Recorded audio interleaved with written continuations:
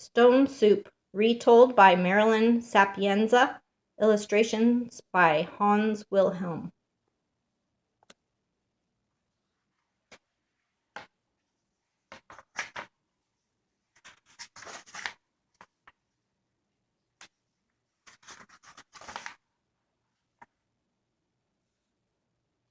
I'm tired, I'm hungry, whined Molly. Don't worry, said Max, our troubles are over. Look, I see a little village just a few miles away. But we don't know anyone there, said Molly. Max thought for a moment. He said, you're right. But maybe some friendly villagers live there. Maybe they'll give us something to eat and a place to rest. Yes, said Molly. Most people are kind. Let's go.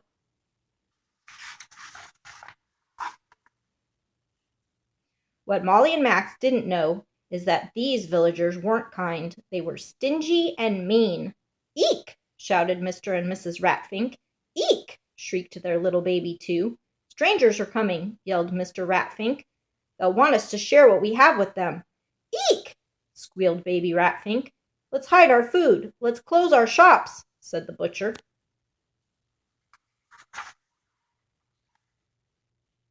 The town banker hid his money. He put a sign on the bank, closed. The village innkeeper hid his room keys. He put a sign on the hotel, no room. The farmer's wife hid the garden vegetables. She closed the door and shuttered the windows. The townspeople hid carrots and corn. They hid potatoes and peas. They hid beans and broccoli, onions and herbs, milk and meat. Soon there was not one bit of food in sight.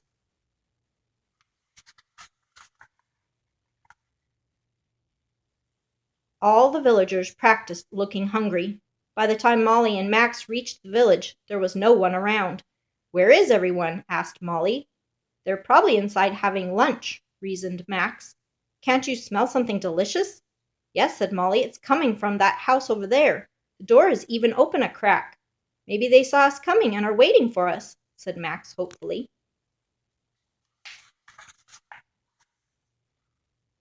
But when Molly and Max got to the door, it slammed shut. Go away, shouted a voice from behind the door. Molly and Max walked up to a man who was crossing the street. Excuse me, sir, said Molly. Could you please help us? We've been traveling a long time. We could use a hot meal and a place to sleep. Forget it, said the man in a gruff voice. Molly and Max knocked on every door. They stopped everyone who passed by. But the answers were always the same. No food, no room, go away. What are we going to do? Asked Molly. No one here can help us. I have a feeling that no one here wants to help us, said Max. I think these people have hearts of stone. Hey, said Molly, that gives me an idea. Molly whispered her idea to Max. Then they rang the village bell. Bong, bong, bong, went the bell. All the townspeople came running. What's going on here? Grumbled Mr. Ratfink. We only ring the bell when there's an emergency. Eek! Screeched baby Ratfink. There is an emergency, Max told everyone. There's no food in this town. So now is the time to make stone soup, said Molly. Stone soup? I've never heard of it, said the farmer's wife. Of course you haven't heard of it, said Molly. It's a secret recipe. But we'll share the recipe with you just the same, said Max. Then we'll all have something to eat, and none of us will be hungry. Well, said the villagers impatiently, what do we do first? Molly answered, heat some water in a pot. When that was done, the villagers said, what's next? Max answered, add some stones, you've scrubbed a lot. Now the townspeople were really curious. Surely this was the strangest recipe they had ever heard. They waited until Molly dipped her spoon into the steaming pot. They watched while she tasted the soup.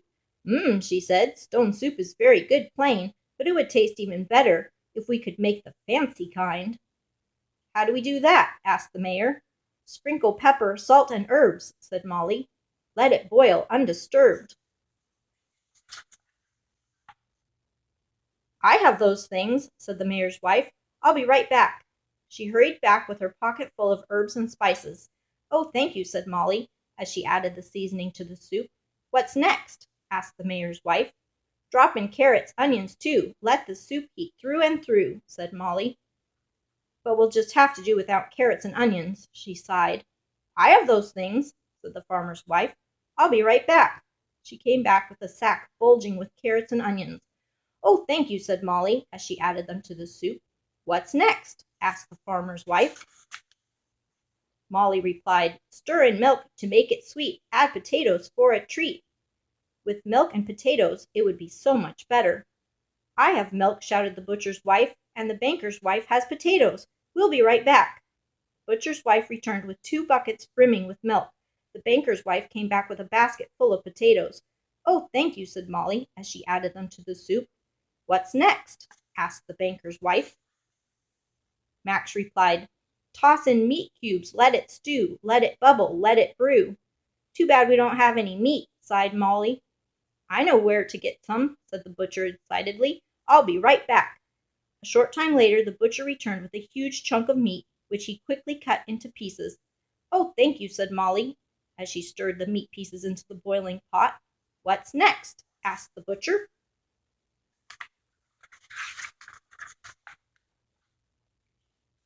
The best part, said Molly. Taste the soup, and when it's done, serve stone soup to everyone. Yay! Cheered the mayor. It's time to taste the soup. He snatched up a spoonful of soup and tasted it.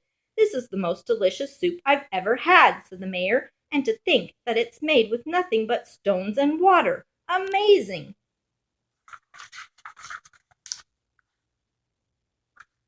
It's time to serve the stone soup, announced the mayor. But the townspeople had more than just soup. They also had fruit and bread, salad and cider, cakes and pies. They ate and laughed and danced long into the night. And when the feast was over, the innkeeper asked Molly and Max to stay in his finest room.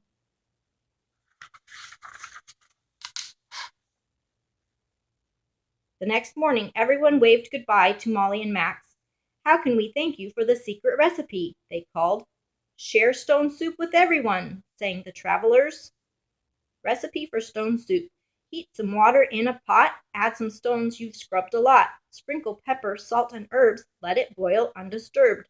Drop in carrots, onions too, let the soup heat through and through. Stir in milk to make it sweet, add potatoes for a treat. Toss in meat cubes, let it stew, let it bubble, let it brew. Taste the soup, and when it's done, share stone soup with everyone.